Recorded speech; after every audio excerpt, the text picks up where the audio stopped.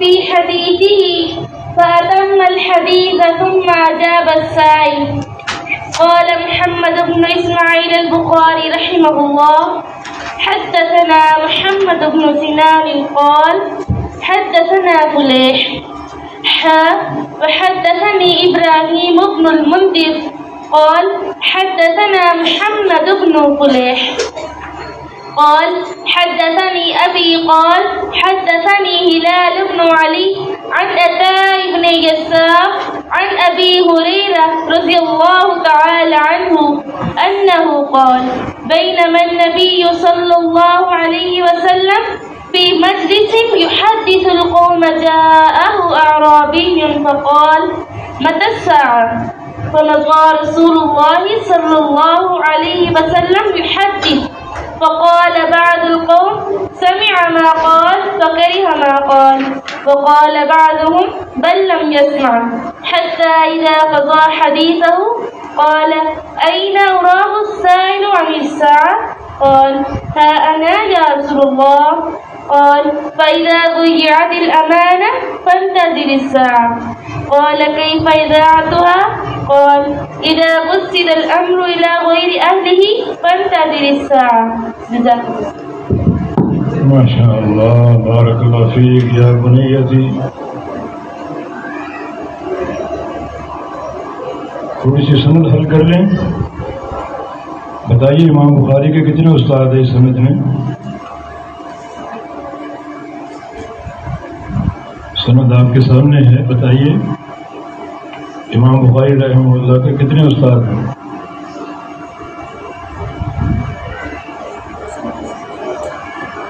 پہلی سند میں 2 ہیں اور دوسری میں 5. ہم نے 2 استادوں کی لائن لگا دی. بتائیے کون سے 2 ہیں؟ پہلی جو سند ہے اس میں حدثنا محمد بن سنان. پہلے محمد بن سنان ہے اور دوسری شاباش ٹھیک ہے. دوسری ہے قال حدثنا فلیح. دوسری میں فلیح. یہ تو استاد کے استاد ہوئے نا, امام بخاری کے استاد ہونا ہوئے. میں پوچھ رہا ہوں کہ امام بخاری کے کتنے استاد ہیں اس سند میں؟ فلیح تو ان کے شیخ کے شیخ ہیں. تو پھر ایک ہی ہوں گے نا. غور کریں بیٹا, غور کریں.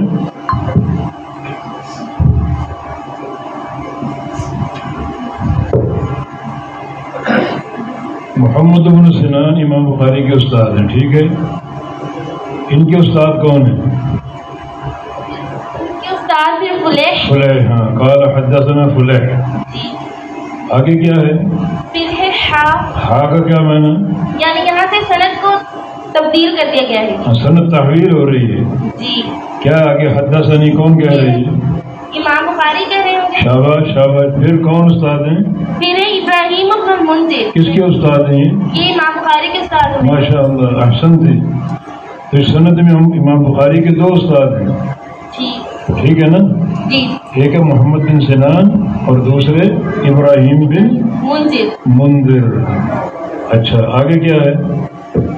قال حدثنا محمد بن فلیح. حدثنا محمد بن فلیح. بیٹا کیا فرق ہے اب دونوں چیزوں میں؟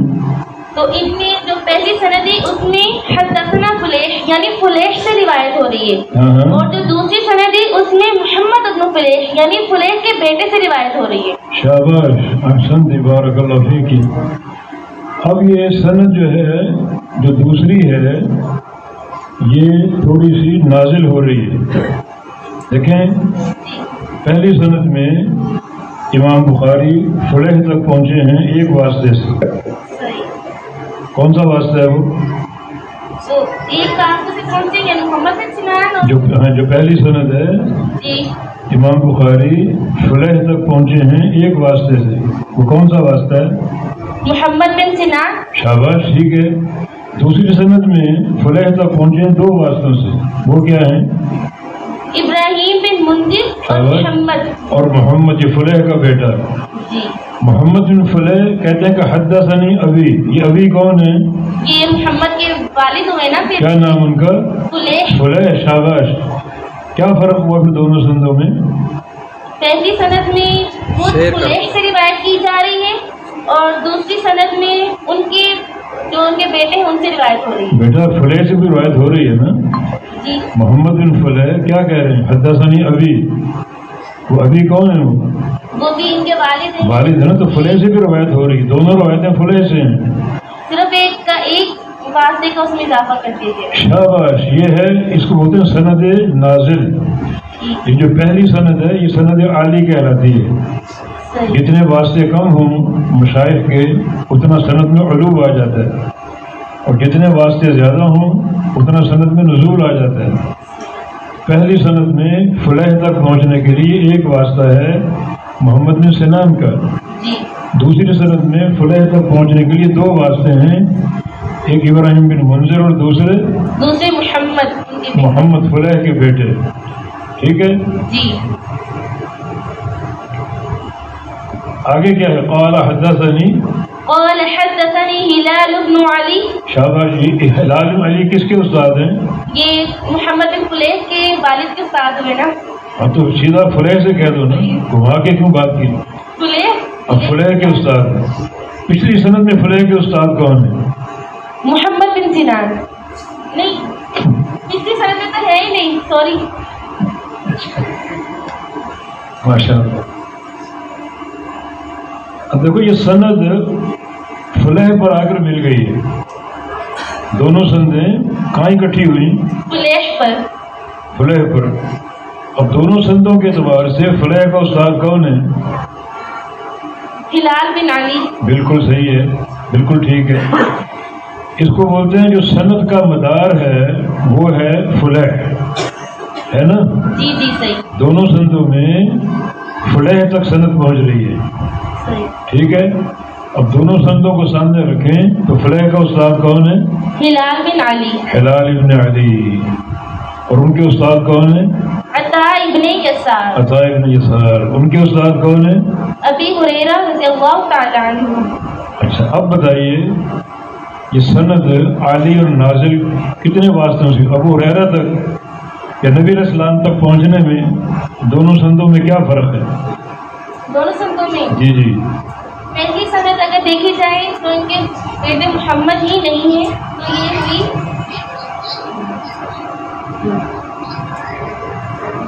چار واسطے. پہلی سند ہے محمد بن سنان قال حدثنا فلح. دو واسطے ہو گئے. جی. آگے کون ہے؟ آگے ہلال بن علی. شاباش بالکل ٹھیک ہے. چوتھے نمبر پہ عطاء بن یسار. شاباش. پانچویں نمبر پر ہے ابی ہریرہ رضی اللہ تعالی عنہ. تو کتنے واسطے ہوئے؟ 5 ہو گئے. تو ایک آپ نے کم کیوں کر دیا تھا؟ اچھا دوسری سند لیجیے. امام بخاری کے شیخ کون ہیں؟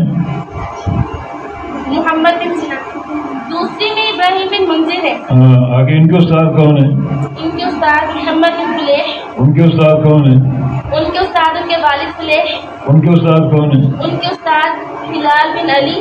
ان کے اور ان کے استاد عطاء بن یسار. ان کے اور ان کے استاد ابی ہریرہ رضی اللہ تعالی عنہ. ہاں. اب کتنے واسطے ہوئے؟ 6 ہو گئے. 6 ہو گئے.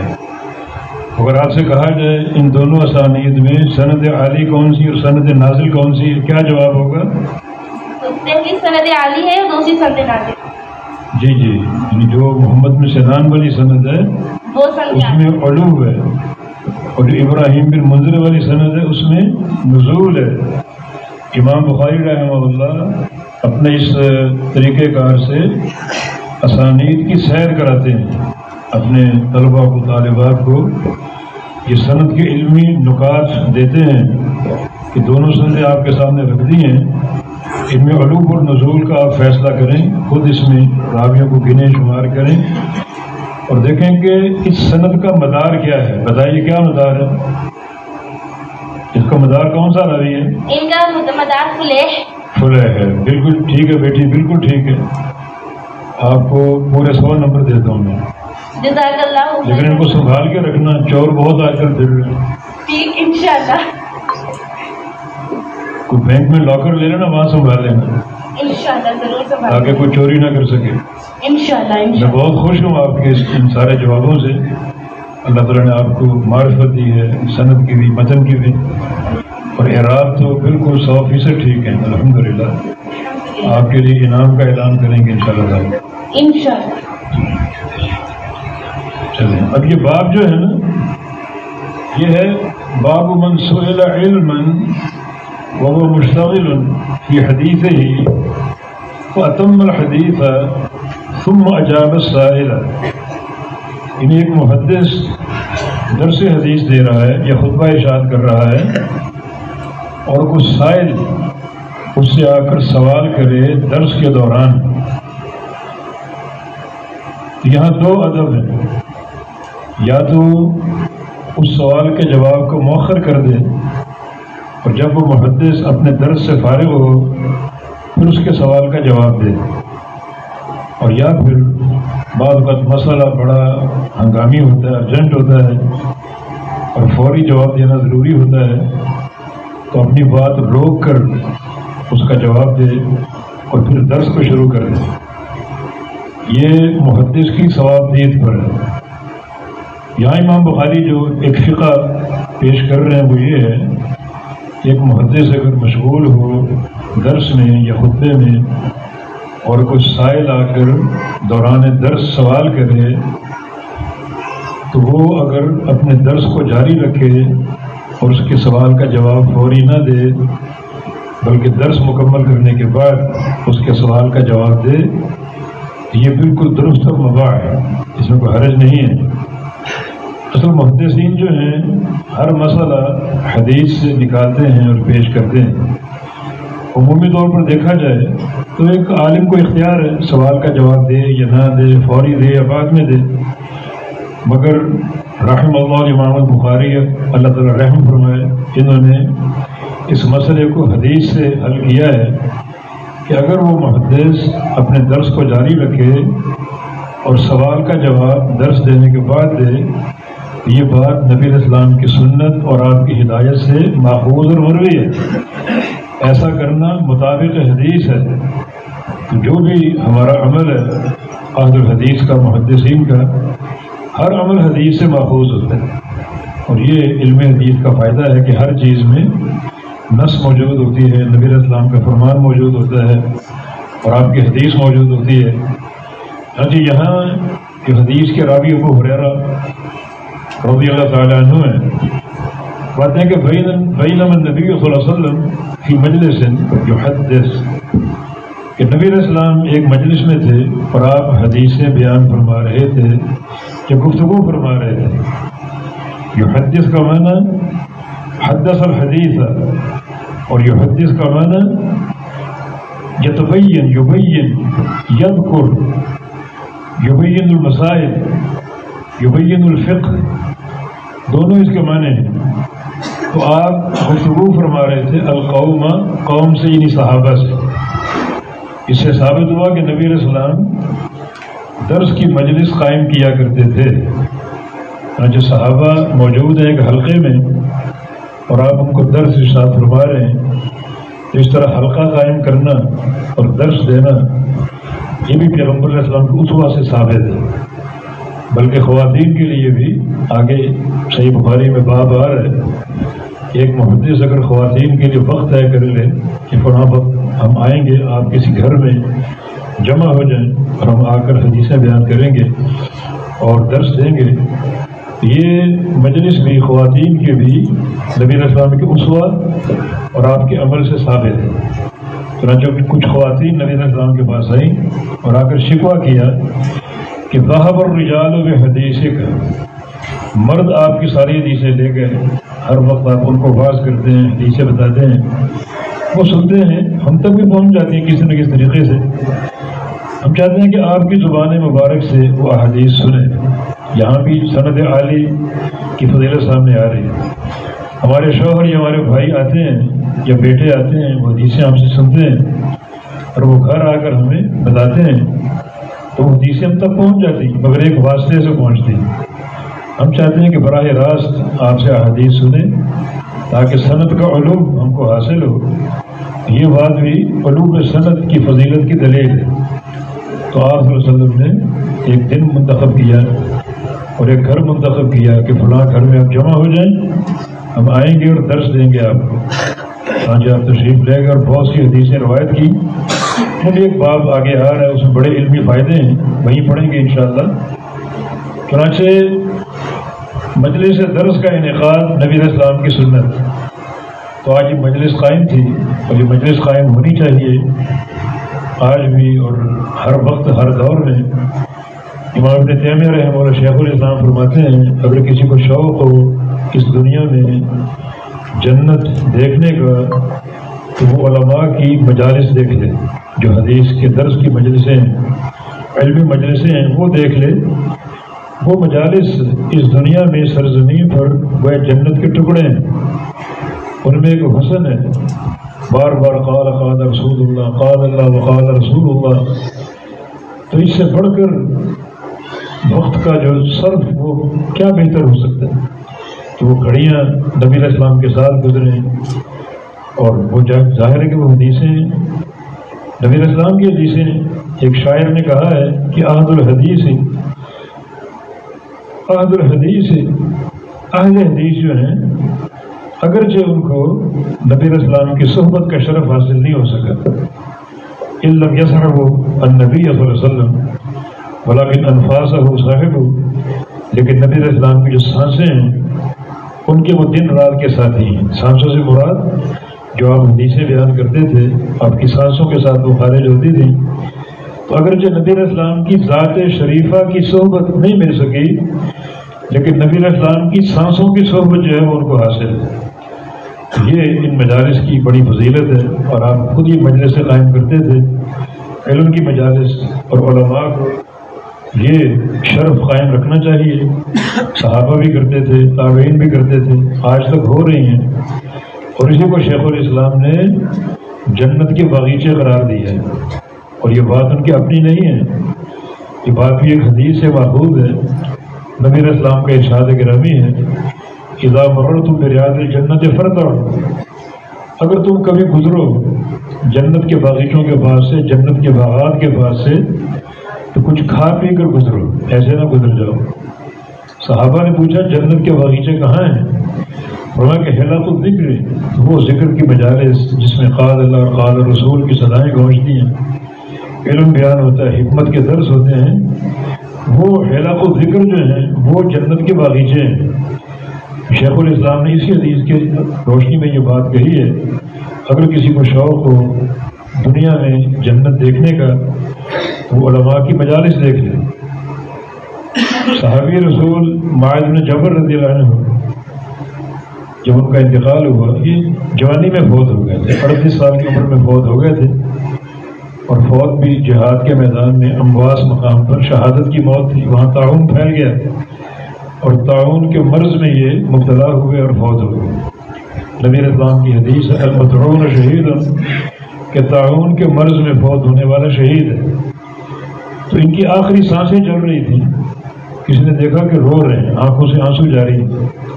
پوچھا گیا کہ آپ کیوں رو رہے ہیں؟ تو فرمایا کہ موت تو برحق ہے، مگر اس موت سے میں 3 چیزوں سے محروم ہو جاؤں گا، 3 چیزوں کو بڑا مس کروں گا۔ ایک تو فرمایا کہ ظمأ الحواجر، شدت کی گرمی کی پیاس، روزہ نہیں کا، شدت کی گرمی میں روزہ ہوتا ہے، پیاس روزہ نہیں کھاتا کہ ریاکاری نہ ہو جائے، شدت کی گرمی کی پیاس، پھر عرب کی گرمی بڑی شدید ہوتی ہے۔ دوسرا والقیام فی لیال الشتاء، اور سردی کی راتوں میں اٹھنا اور تہجد کا اہتمام کرنا، قیام اللیل کرنا، نرم اور گرم بستر کو چھوڑنا، ٹھنڈے پانی سے وضو کرنا اور پھر کھڑے ہو جانا اس ٹھنڈک میں، اسے بھی مس کروں گا۔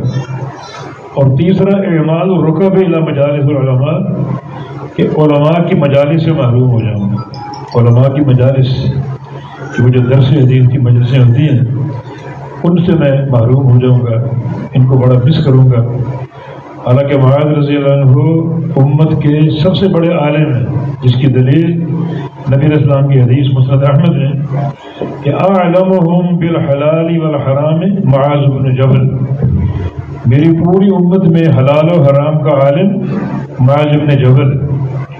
اتنے وسیع علم کے باوجود بھی ان کے اندر شوق ہے علماء کی مجالس کا، جہاں پہ درس حدیث ہو، علماء کی مجلس ہو، وہاں پہنچنا اور وہاں اس مجلس سے استفادہ کرنا، یہ واقعتاً یہ علماء کی مجالس کے فائدے ہیں۔ ایک جڑتا واقعہ یاد آ کہ ہمارے شیخ بدی الدین راشدی رحمہ اللہ کا، وہ حرم میں درس دیا کرتے تھے اور 4-5 سال انہوں نے حرم میں گزارے مکہ مکرمہ میں، اور ان کی درس کی مجلسیں ہوتی تھی، بڑی معروف، بڑا ان کا چرچا تھا اور حلقے وسیع ہوتے گئے۔ پہلی بار حرم میں مجلسوں میں مائک استعمال ہوا، درس کی مجلسوں میں مائک استعمال ہوا، لاؤڈ اسپیکر کی ضرورت پڑ گئی، اور ہمارے شیخ کی مجلسوں کا حلقہ وسیع ہوتا گیا۔ یہ بدھ، جمعرات اور جمعہ یہ چھٹیاں ہوتی تھیں عرب کے علاقوں میں، تو لوگ 3 دن وہاں آتے تھے فلائٹوں پر اور شیخ کی مجلس میں شریک ہوتے تھے۔ اتنا حلقہ وسیع ہوا کہ مائک استعمال کرنا پڑا، یہ پہلی بار ہوا۔ تو ان کی جو مجلسیں تھیں املا کی، کچھ دن عربی میں کچھ دن اردو میں، تو ایک دن باری تھی اردو کے درس کی، تو درس ہو رہا تھا، ایک عرب شیخ تھوڑا فاصلے پر بیٹھا ہوا تھا، وہ دور بیٹھا تھا، اس نے دیکھا کہ اردو کی مجلس ہے، میرے تو کسی کام کی نہیں ہے، تو بیٹھا وہ ذکر و اذکار کر رہا تھا، اچانک اٹھا اور مجلس میں آ کے بیٹھ گیا۔ تو اس کو بعد میں ہمارے طلباء نے پوچھا کہ آپ دور بیٹھے ہوئے تھے، اچانک آپ کیسے آ گئے، اور آپ نے پورا سنا بھی بیٹھ کر، حالانکہ اردو میں تھا اور آپ سمجھ بھی نہیں پاتے تھے۔ کہا کہ جب میں وہاں بیٹھا ہوا تھا دور، اچانک میری آنکھ لگ گئی اور میں نے اس آنکھ اونگ میں نے ایک چھوٹا سا خواب دیکھا کہ ایک بادل بارش سے بھرا ہوا چل کے اس مجلس پر آ گیا ہے اور وہاں برسنا شروع کر دیا۔ جو مجلس کے شرکاء ہیں، طلبۃ العلم، ان پر وہ بادل برس رہا ہے اور ایک قطرہ باہر نہیں گر رہا۔ پھر میں کھڑا ہو گیا کہ یہ تو بڑی بابرکت مجلس ہے، علم اور رحمت سے بھرپور، اور جو محدث درس دے رہا ہے اس کا علم بھی بادل کی طرح اتنا وسیع علم کہ بارش لیے بیٹھا ہو۔ تو پھر وہاں سے وہ اٹھا اور آ کر مجلس میں بیٹھ گیا کہ جو رحمت گر رہی ہے اس میں بھی شامل ہو جاؤں۔ یقیناً یہ مجالس بڑی ان کی اہمیت، بڑا ان کا فائدہ ہے، جنت کے ٹکڑے ہیں اور اس میں علم کی باتیں ہوتی ہیں، قال اللہ اور قال رسول اللہ کی باتیں ہوتی ہیں۔ امام محمد بن سلام البیکندی رحمہ اللہ امام بخاری کے استاد تھے۔ یہ بیکند یہ خراسان کا علاقہ تھا، امام بخاری کے شیخ تھے اور امام بخاری کے بڑے مداح تھے۔ انہیں یہ بات معلوم تھی کہ امام بخاری رحمہ اللہ حالانکہ 11 سال کے بچے ہیں اور 70,000 حدیثوں کے حافظ ہیں۔ امام ذہبی نے ان کے قول کا ذکر کیا ہے، 70,000 حدیثوں کے حافظ، حالانکہ 11 سال کا بچہ ہے اور ابھی چہرے پر کوئی بال نمودار نہیں ہوا۔ یہ خود بھی بڑے شیخ تھے، خود بہت بڑے شیخ تھے۔ ان کی مجالس لوگوں سے بھری ہوتی تھی، تا حد نگاہ لوگ ہی لوگ ہوتے تھے، اور کئی مستملی ہوتے تھے ان کی مجالس میں۔ مستملی کا معنی شیخ کی بات آگے پہنچانا، جیسے امام کا مکبر ہوتا ہے، اگر لوگ زیادہ ہوں اور سب تک آواز نہیں پہنچ پاتی امام کی تو پیچھے مکبر کھڑا ہوتا ہے، وہ آگے پھر ان الفاظ کو آگے پہنچاتا ہے، اللہ اکبر یا ربنا لک الحمد۔ تو ان کی مجلس میں کئی مستملی شریک ہوتے تھے بات آگے پہنچانے کے لیے۔ ظاہر ہے کہ ان دنوں مائک نہیں ہوتے تھے اور یہ لاؤڈ اسپیکر نہیں ہوتے تھے، اور کئی دواتیں شمار ہوتی تھیں سینکڑوں کی تعداد میں۔ ایک ایک دوات میں 4 شاگرد شریک ہوتے تھے، قلم ڈبو کر لکھا کرتے تھے۔ ایک دن تشریف فرما تھے اپنے گھر میں، باہر دستک ہوئی دروازے پر، تو خود اٹھے، دروازہ کھولا تو دیکھا ایک بندہ سامنے کھڑا ہے۔ اس نے سلام کیا اور اپنا تعارف کرایا کہ میں انسان نہیں بلکہ جن ہوں، اور میں اپنے قبیلے کے سردار کا سلام پہنچانے آیا ہوں اور ان کا پیغام لے کر آیا ہوں، اور ان کا پیغام یہ ہے کہ جہاں بھی آپ کی مجلس درس ہوتی ہے، ہزاروں شاگرد آپ کے شامل ہوتے ہیں، ہمارا پورا قبیلہ جنوں کا اس مجلس میں بھرپور شریک ہوتا ہے۔ یہ علماء کی مجالس کی شان، وہ نظر نہیں آتے مگر تا حد نگاہ جیسے لوگ بیٹھے ہیں ویسے جنوں کی تعداد بھی ہے، اور تا حد نگاہ لوگ ہی لوگ ہیں اور جن ہی جن ہیں، جو ایک محدث کے قال اللہ اور قال رسول اللہ کی صداؤں کو سنتے ہیں اور اپنے سینوں کو منور کرتے ہیں۔ اسی طرح میری بیٹیوں فرشتے بھی اس مجلس میں موجود ہوتے ہیں. صفوان بن اسال کی حدیث مسند احمد میں نبی علیہ السلام پر طالب علم کے لیے آئے تھے اور آپ نے اس کی فضیلت بیان کی. جب ایک طالب علم آتا ہے فرشتے اس کو گھیر لیتے ہیں, اپنے پروں کا سایہ کرتے ہیں, اور آگے فرمایا کہ ثم یرکب بعضہ بعضا, پھر فرشتہ ایک دوسرے پر سوار ہوتا ہے, ایک فرشتہ اوپر دوسرا, پھر تیسرا, پھر چوتھا, اور کہاں تک جاتے ہیں حتی یبلغ السماء, آسمان تک پہنچ جاتے ہیں. تو ملائکہ بھی موجود ہیں اپنے تمام تر نور کے ساتھ, جن بھی موجود ہیں ہزاروں لاکھوں کی تعداد میں, اور طلبہ بھی موجود ہیں ہزاروں کی تعداد میں. یقیناً یہ حلق الذکر جو ہیں جنت کے ٹکڑے اور جنت کے باغیچے ہیں, اللہ کی رحمتیں اترتی ہیں اور اللہ کی رضا حاصل ہوتی ہے. میں نے اتنا طول اس لیے دیا کہ آپ بھی میری بچیوں یہاں بیٹھی ہیں ظہر کے وقت سے لے کر, تو انشاءاللہ آپ کا یہ بیٹھنا اجر و ثواب سے خالی نہیں ہوگا. یہ انتظار آپ نے کیا, یہ انتظار انشاءاللہ آپ کے لیے باعث برکت بھی ہوگا اور باعث ثواب بھی ہوگا. تو یہ مجلس حدیث رسول اللہ صلی اللہ علیہ وسلم کی تھی. تو جاءہ اعرابی, ایک عرابی آپ کے پاس آیا. عرابی واحد ہے, اس کی جمع اعراب, اور عربی بولتے ہیں ساکن البادیہ, دیہاتوں میں رہنے والا. تو ایک شہر ہوتا ہے اور شہر کے اطراف میں دیہات ہوتے ہیں. جو شہر کے لوگ رہتے ہیں ان کو مدنی بول سکتے ہیں, شہر کے رہنے والے, اور جو دیہاتوں کے سکان ہوتے ہیں وہ عربی کہلاتے ہیں. یہ عربی ایک حاضر ہوا آپ کی مجلس میں. اب چونکہ عربی شہروں کے پروٹوکول نہیں جانتے, اگر کوئی شہری ہوتا ممکن ہے آ کے بیٹھ جاتا, مجلس ختم ہوتی تو آ کر سوال کرتا, مگر وہ تو فوراً پھٹ پڑا اپنا سوال لے کر, کیونکہ وہ دیہاتی تھا اور دیہاتی اپنا کام اپنی بات فوری کرنے کے عادی ہوتے ہیں. یہ عربی دیکھ رہا کہ اللہ کے نبی درس دے رہے ہیں, فقال, آ کر اپنا سوال جڑ دیا, متی الساعۃ, یا رسول اللہ قیامت کب آئے گی, متی الساعۃ, قیامت کب آئے گی. یہ سوال عربی نے فوری کیوں کیا؟ کیونکہ سوال بھی قیامت کا سوال ہے. قیامت جو ایک مشکل ترین بھاری ترین دن, یوم ثقیل ہے اور یوم عسیر ہے, یوم شدید ہے, بہت ہی بھاری دن ہے, بہت ہی مشکل دن. تو عربی سوچ رہے اس دن کے بارے میں, نجات کیسے ملے گی, میں کامیاب کیسے ہوں گا. اسی سوچ میں وہ نبی علیہ السلام کے پاس پہنچ گیا اور آ کر اپنا سوال سیدھا آپ کے سامنے رکھا, یا رسول اللہ قیامت کب آئے گی. فمضى رسول اللہ صلی اللہ علیہ وسلم فی حدیث, فمضى یحدث, نبی علیہ السلام اپنی بات کو جاری رکھے ہوئے تھے اور آپ نے اس کے سوال کا جواب نہیں دیا, بلکہ آپ اپنی بات کرتے رہے, اپنی بات کو آپ نے جاری رکھا. فقال بعض القوم, تو بعض صحابہ نے سوچا, کہا نہیں بلکہ سوچا. کیا سوچا؟ سمع ما قال, کہ جو اس نے بات کی عربی نے آپ نے سن لی لیکن جواب نہیں دیا. فقارہ ما قال, اور اس کے اس انداز کو آپ نے ناپسند قرار دیا. جب ایک محدث ایک درس دے رہا ہے اور ایک مشغول ہے اپنے عمل میں اور لوگوں کی اصلاح اور لوگوں کی تعلیم و تربیت میں, تو فوراً آ کے سوال نہیں کر دینا چاہیے بلکہ اس کو انتظار کرنا چاہیے تھا. تو کچھ لوگوں نے سوچا کہ شاید آپ نے سوال تو سن لیا اور اس کے انداز کو آپ نے ناپسند قرار دیا ہے, تو آپ نے اس کی طرف توجہ نہیں دی. وقال بعضهم, اور بعض صحابہ نے کہا, بل لم يسمع, بلکہ آپ نے سنا ہی نہیں, تبھی آپ نے جواب نہیں دیا, آپ نے سنا ہی نہیں. مگر آگے جو قصہ ہے اس سے لگتا ہے کہ آپ نے سن لیا تھا مگر فوری جواب نہیں دیا. حتی اذا قضى حدیثہ, جب آپ نے اپنی بات پوری کر لی, قال این اراہ السائل عن الساعة, قیامت کا سوال کرنے والا کہاں ہے. یا تو این السائل کہاں, یا این السائل عن الساعة کہاں.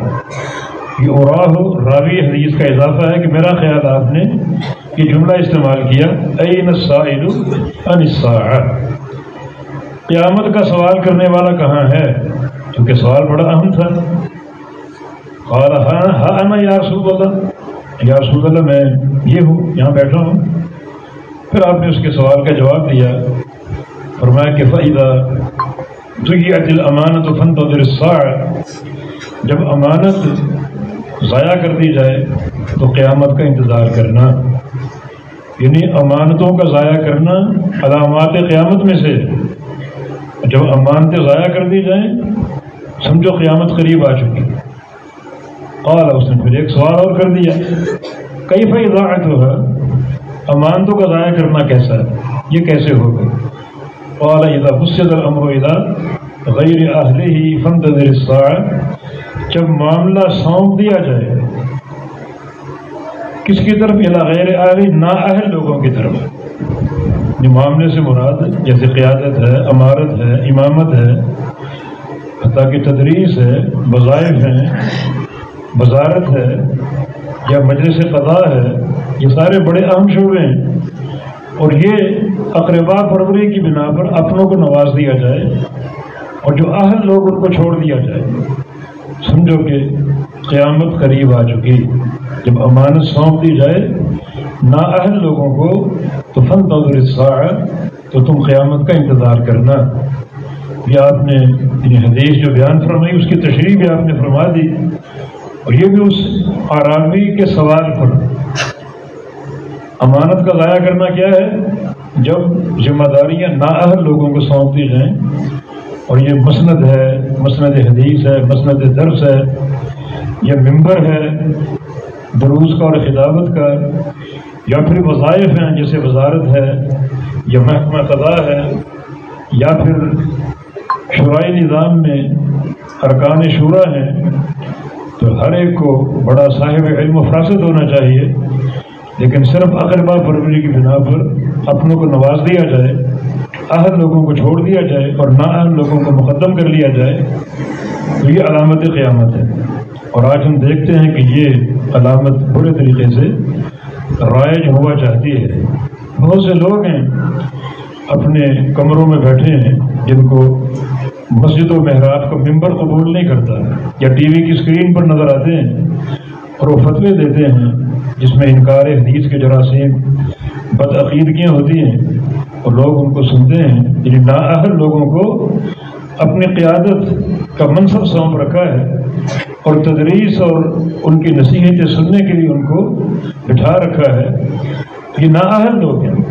جب علم اصاغر سے لیا جائے، اکابر کو چھوڑ دیا جائے، چھوٹوں سے لیا جائے، بڑوں کو چھوڑ دیا جائے، سمجھو یہ علامت قیامت ہے۔ تو آج بہت سے لوگ ایسے ہیں جو ٹی وی کی اسکرین پہ نظر آتے ہیں، اپنے کمروں میں چند لوگوں کو لے کر بیٹھے ہیں، یا پھر جو ہیں وہ کسی اور مقام پر بیٹھے ہیں، اور مسجد اور محراب ان کو قبول نہیں کرتی، اور وہ دن رات فتوے دیتے ہیں اور ضلوا فاضلوا کے پورے ترجمان بنے بیٹھے ہیں۔ یہ جب روش ہوگی سمجھو کہ قیامت قریب ہے۔ تب یہ حدیث رسول اللہ علیہ وسلم نے علماء کی موت کو علامت قیامت قرار دیا۔ علماء اٹھ جائیں گے اور لوگ جہال کو اپنا قائد بنا لیں گے۔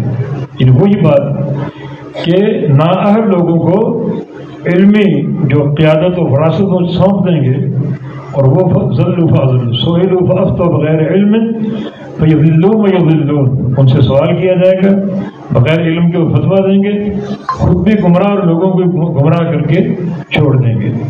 یہ جب چیز آپ دیکھیں گی عام طور پر سمجھ گئی علامات قیامت میں سے۔ ہاں، یہ علامت متوسطہ کہلاتی ہے۔ علامت قیامت کی تین علامتیں تین قسم کی ہیں۔ ایک علامات بعیدہ ہیں، جیسے ایک علامت بعیدہ نبی علیہ السلام کی موت اور آپ کی بعثت، یہ علامت قیامت ہے، نبی علیہ السلام کی حدیث ہے، بعثت بین یدی الساعہ، مجھے قیامت سے قبل بھیجا گیا ہے، اب میرے بعد کوئی نبی نہیں آئے گا بلکہ قیامت آئے گی۔ اس کا معنی نبی علیہ السلام کی بعثت جو ہے وہ علامت قیامت ہے، وہی علامت بعیدہ ہے۔ علامات متوسطہ یہ ہیں، جیسی حدیث آپ نے پڑھی کہ نااہل لوگوں کو جو ہے وہ سونپ دیا جائے امانتیں، یا پھر علم کا اٹھ جانا، علماء کا چلے جانا، اور بہت سی علامتیں، یہ علامت متوسطہ۔ اور تیسری قسم علامات قریبہ کا 10 علامتیں جو صحیح بخاری کے حدیث میں بیان ہوئی، سورج کا طلوع ہونا مغرب سے، دجال کا نکلنا، یاجوج و ماجوج کا آنا، اور 3 زلازل کا ذکر ہے، اور پھر نزول عیسیٰ علیہ السلام ہے، یہ علامات قریبہ اور یہ علامات پے در پے جو ہیں وہ ظاہر ہوں گی، اور پھر اس کے بعد قیامت جو ہے وہ قائم ہوگی۔ یہ علامت متوسطہ میں سے جو آپ نے حدیث میں پڑھی آپ نے، تو گویا اس حدیث میں جو امام بخاری کی فقہ ہے وہ کیا ہے کہ محدث یا مدرس درس حدیث دے رہا ہو اور کوئی سائل آ کر سوال کرے، پہلی بات تو یہ کہ اس کو انتظار کرنا چاہیے، مجلس ختم ہو تو پھر سوال کر لے، لیکن بعض اوقات ایک سائل سمجھتا ہے کہ میرا سوال اضافہ ہو جائے۔ ابن دینار، ابنو، چلیں ابنو کیوں ہے؟ کیونکہ اس پر فاعل والا اعراب آیا ہے۔ علمی جواب دیں، کوئی بچی اور بتائیں ان کو، ان کی اصلاح کریں۔ یہ ابنو انہوں نے کسرہ پڑھا، ہم نے کہا وہ غلط ہے، پھر ابنو انہوں نے رفع پڑھا ضمہ، اس کی توجیہ کیا کریں گے؟ اس پر عبداللہ والا ہی دینار آئے گا، کیونکہ عبداللہ کی دال پر جو جمع آئی ہے وہی ابن پہ آئے گی۔ بیٹا یہ تو جواب نہیں صحیح، یہ مان سکتے ہیں مگر اس کا ایک بہتر جواب اور بھی ہو سکتا ہے۔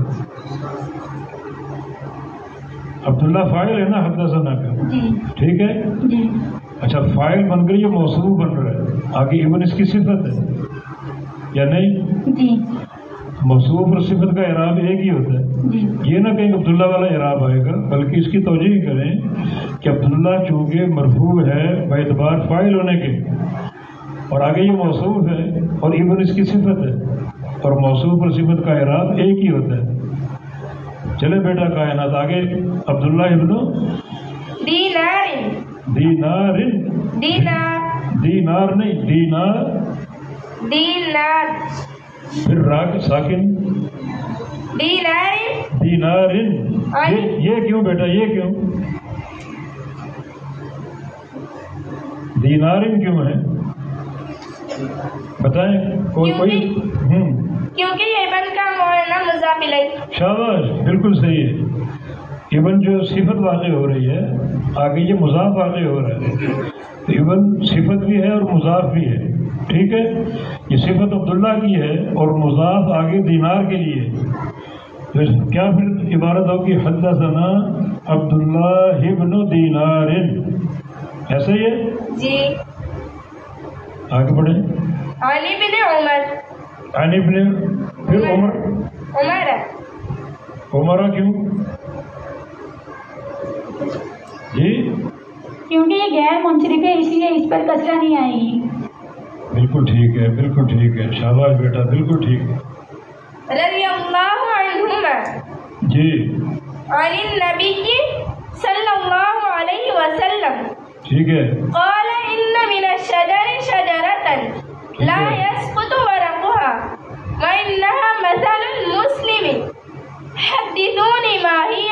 شاباش، قال فوقع الناس في شجر البوادي، قال فوقع في نفسي انها النخلة، فاستحييت ثم قالوا حدثنا ما هي يا رسول الله، قال هي النخلة، یہ نخلہ پھر آپ نے ساکن کر وقت هي النخلة، یہ نخلہ تھا یا تو کیوں ہے؟ کیونکہ کون بتائے گا؟ ہاں بیٹی بتائے کوئی بھی جی، نخلہ تھا یا نخلہ تو؟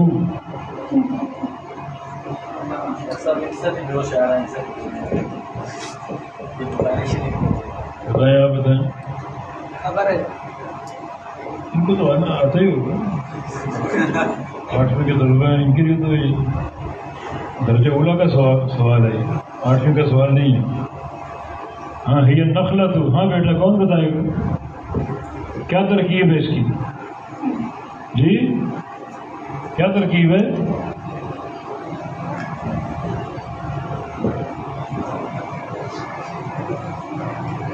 جی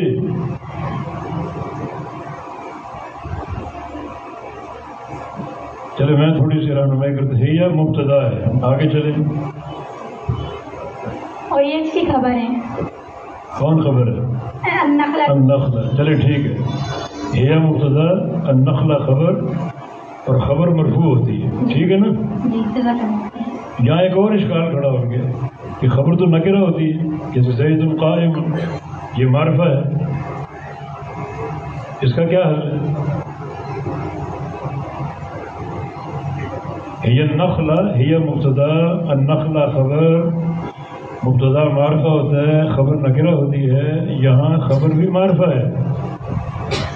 زید قائم، زید مبتدا ہے، قائم خبر ہے، اور قائم نکرہ ہے، خبر تو نکرہ ہوتی ہے۔ جی اب بتاؤ، اب جواب۔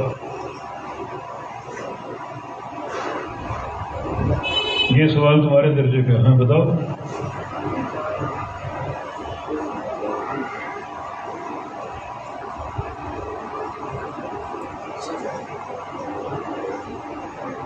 جی کون بتائے گا؟